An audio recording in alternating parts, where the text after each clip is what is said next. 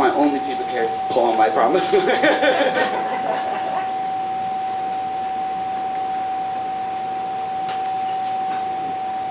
So I had a kind of a long period where I hadn't done any publishing, and I had a humongous pile of poems, and eventually I was able to sort them, pay attention long enough that I could get 2 manuscripts, so they came out 1 year after the next.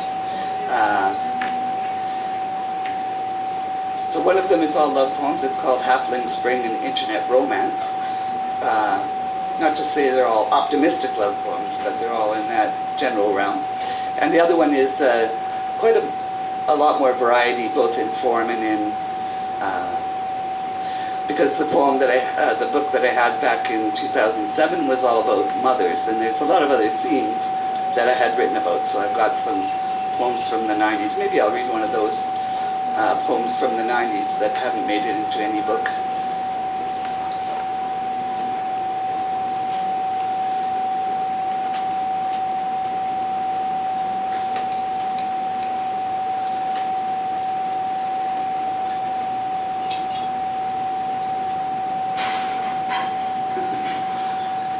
Maybe I'll get there. Maybe I'll read a poem. Well, this one isn't from the 90s, but there's a couple here that I'd like to read. The first is called The Walls I Remember. And I mentioned a musical instrument, ukulele, which is a relative, I guess, of the ukulele. It's kind of the one that we had a yellow wood. It had a triangular base and a long neck. And in sound, it was basically like a ukulele. The Walls I Remember. My father is not just the man with the guitar. He is the force that recreates the whole wall of music in the family home.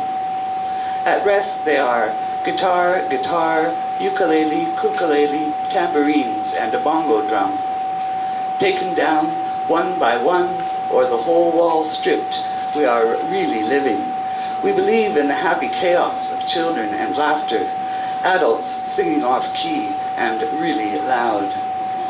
Alone with his guitar, he telegraphs the inside story of the chaos that overwhelmed that living room.